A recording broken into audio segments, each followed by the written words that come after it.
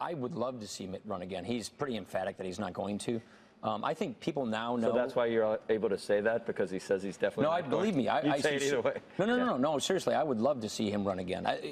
Just to get in the mix. Knowing him as well as I know him. You don't know who the party should run at I mean, is he the right guy for the party to run to try to? Absolutely. Look, knowing him like I know him, you couldn't pick a better person with the intelligence, the integrity, the knowledge to step in at this kind of a moment for our country. I really believe that. All right, folks, there you go. Paul Ryan, who was the vice presidential running mate of Mitt Romney in 2012, saying he would drive the bus for Mitt Romney if he would run again. Joining us now is John Zogby, CEO of Zogby Analytics and founder of the Zogby Poll. Hello, John. Hey, Steve. How are you? Good. Always great to talk to you. So I'm looking here at the Washington Examiner, and I'm looking at a poll, of course, and a Zogby poll, and that you provided to Secrets in WashingtonExaminer.com. And you have it that Mitt Romney romps, or at least the headline writer wrote romps, over his 2016 possible rivals. Well, he does. 20% is what he got in a very crowded race. And then the next candidate is down at 11%. Well-known names, Chris Christie. I think that's Christie, yeah. Yeah, and then of course Rand Paul, who has led before in my polls, and I think it's significant, number one, because you don't always get a second chance to run for president. Sometimes people run for office, lose, and help themselves. And other times they run and lose and they hurt themselves. And this at least shows that Mitt Romney did not hurt himself with Republicans. 20% among, I think there were 9 or 10 candidates in the race. That's a pretty significant number. And then it also shows, I think, some weakness on the part of the names that have been out there. Does it I don't know what the last one showed. I think it was a 9-point Romney head-to-head matchup, or a 9-point Romney win if he was matched up again with Barack Obama at the point the poll was taken, which was up from a previous, again, Romney victory, but a smaller margin months before that. Does it help that, Obama is doing poorly in the polls these days, that helps boost Romney up, do you think? People see him as, gee, he would have been the alternative? Yeah, I think it does. There's, I mean, the president is at 42%, which is, 11 or 12 points lower than the margin, the percentage of votes that he captured in 2012. And, I remember it was a couple of days before Nixon resigned. You remember how unpopular Richard Nixon was, and it was at that point finally that George McGovern tied with Richard Nixon. Here you've got an instance where President Obama's numbers are not good, but they're certainly not where Nixon's were. Nixon had a 23% approval rating, but here already you have an "I told you so" factor. And then I think also that Mitt's numbers are pretty good among Republicans, which is what this poll shows. To me, one of the more significant numbers that emerges is the fact that he leads by about 10 points among evangelical Republicans over Mike Huckabee, who otherwise, does fairly well in the polls still. Yeah, be very interesting. I know you're a pollster, but do you have any feeling as to whether or not, any gut feeling as to whether or not he'll throw his hat into the ring for the 3rd time? Oh, Potomac fever is almost incurable, isn't it, Steve? I guess. I never had it, but I guess once you get it, it's kind of like a Bush derangement syndrome. There might not be a cure for it. All right. Well, let me ask you this now. Let's go to another piece from the Washington Examiner, and this is your report card, the Zogby report card, talking about Obama's grade, and I see a B up there next to his smiling face, and the numbers moving up, or the grade moving up because of good moves in Iraq and in Ferguson. Let's stick to Iraq. I mean, the airstrikes is what I guess you were referring to.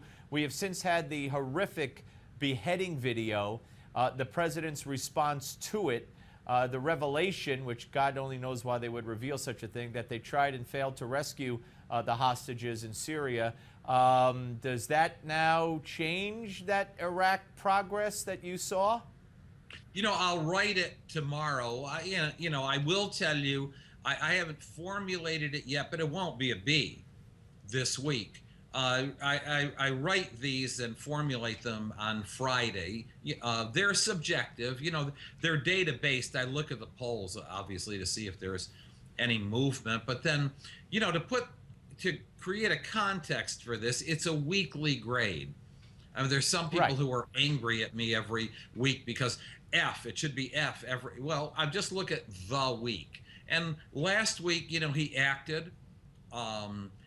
He created a path for some Yazidi to not only obtain some food, but also to, you know, to get out of the situation that they were in. And so I thought that he acted, you know, in a decent way as president of the United States in that regard.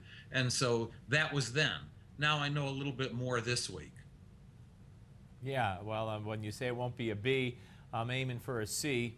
I got a feeling it might be a C+, but I'm not here to read your mind or scoop you, so you could keep that certainly. Now let's talk about the move in Ferguson. To what were you referring, and at what point? I guess this was several days ago. A lot of days have passed since you gave him or evaluated his performance with regards to Ferguson, correct? Yeah, that was then. Remember now, we're talking last Friday. And you know, the president is in the very uncomfortable position of being the first African American president, and of having a solid base and constituency, not only among African Americans, but, you know, people of color and young people as well. And I thought that his response was measured and calming. You know, in the final analysis, it has taken a while to begin to calm things down, but I think within that context and within that time frame, that he acted in a measured, modulated sort of way. Yeah, and now I don't know, but would his response in the time since then also contribute to a predicted lowering of the overall grade? It troubles me that he had a very strong and impressive response to the beheading of James Foley, but going to play golf immediately after was the wrong thing to do. I just don't know what he and his people could have been thinking. Hey, everybody, including Zogby and Malzberg, are entitled to a vacation. I get that, and Steve, you get it too. But there are some things that I think are inappropriate and send the wrong message, not unlike George W. Bush and the flyover over New Orleans at Katrina. It was just the wrong thing to do. So certainly President Obama is going to lose some points on that one. Yeah, and of course there's close proximity to the grieving parents of the journalist, to where Martha's Vineyard is, and also David Cameron ended his vacation and went back to work. You know, so you have those two factors playing into it, and there he is. I mean, they said he literally ran off to go play golf after that, and he's yucking it up with NBA stars. It just looks awful. It looks awful, period. And then, as you point out, I mean correctly, as by point of comparison, you know, David Cameron did not do that. And so in that regard, I think it was, you know, just a huge mistake. Meanwhile, things on the ground in Ferguson are taking a long time. We've opened up, obviously, some raw wounds here on both sides. And it's not enough to say that we need a conversation about race and about the rights of police, but boy, we need something. Yeah, well, it's going to be very interesting, especially when I had Kendall Coffey on and asked his legal opinion and definition of the fleeing felon rule on what cops are allowed to do, and forget the robbery. The robbery, that's what would be one scenario, but if in fact he was beat up or punched by Brown, or if any suspect punches a cop, hurts a cop, grabs for a cop's gun, and then runs, that cop has a right to say stop and to shoot if he doesn't stop. So that's going to be very interesting here to see how this all plays out and what exactly happened. John, I always appreciate you coming on, and love talking to you, love reading your stuff. So we'll speak to you soon. Look forward to it, Steve. Take care of yourself. Thank you. John Zogby, ladies and gentlemen, founder of the Zogby Poll and CEO of Zogby Analytics, here on the Steve Malzberg Show. All right, you know what I'm going to do? I'm going to tell you that next. We're going to have the online editor of the Weekly Standard, Daniel Halper. And I'm going to give warning here. If you guys, you want to weigh in on the show, you want to send an email. I see all the emails, by the way. You want to respond, Facebook, Twitter, email. Here's how you do it. Write it all down. We want to hear from you.